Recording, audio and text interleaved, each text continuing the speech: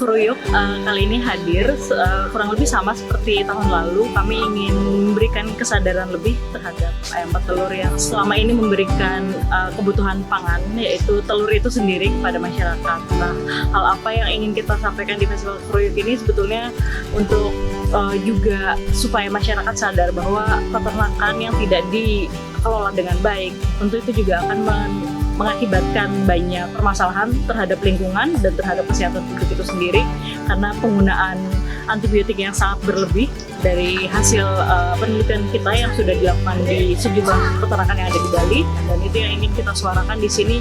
Masyarakat menjadi lebih paham, bisa lebih kritis menjadi konsumen, dan bisa mendorong perusahaan-perusahaan atau bisnis untuk menyediakan telur yang lebih ramah terhadap hewan.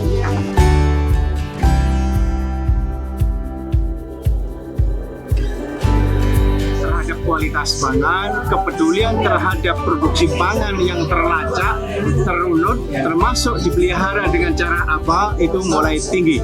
Sehingga konsumen mulai memperhatikan asal-usul bahan panganannya. Termasuk telur. Nah, telur ini saat ini dan saat-saat yang akan datang akan banyak dibutuhkan telur yang dipelihara ya, oleh peternak melalui sistem perkandangan yang bebas sangkar. Kenapa?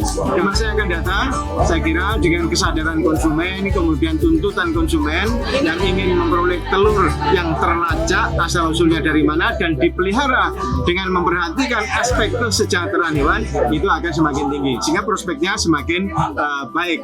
Nah, khususnya apalagi kalau di Bali ini, ya, konsumen saya kira akan banyak memilih telur-telur yang dihasilkan dari peternakan dengan cara cage free.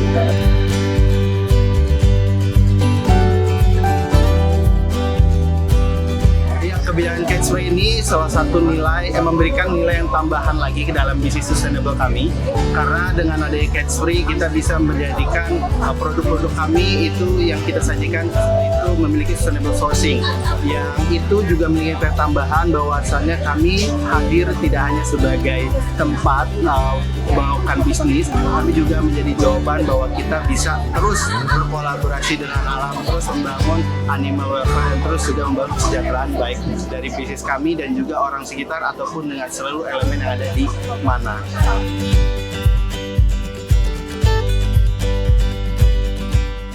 Jadi itulah sebabnya kenapa aku pilih ya telur yang cage free, karena apapun yang kita konsumsi itu menjadi diri kita.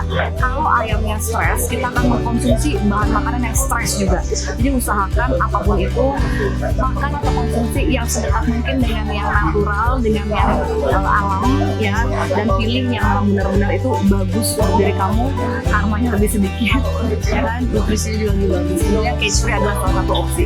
Jadi cage free is an option.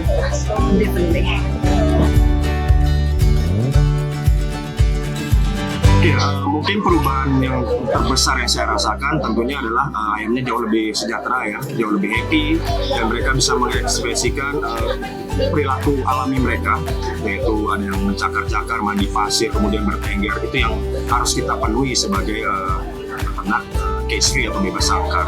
Nah, selain itu juga bukan hanya dari sisi kesejahteraan mereka yang baik ya dalam metode cage free ini, tapi untuk lingkungan juga sangat ramah, di mana kotorannya tidak terlalu bau, kemudian lalat juga sangat sedikit. Jadi dari peternakan yang bersih tentunya menghasilkan ya telur yang berkualitas juga. Jadi saya rasa itu sih perubahan yang sangat terasa untuk saya saat ini.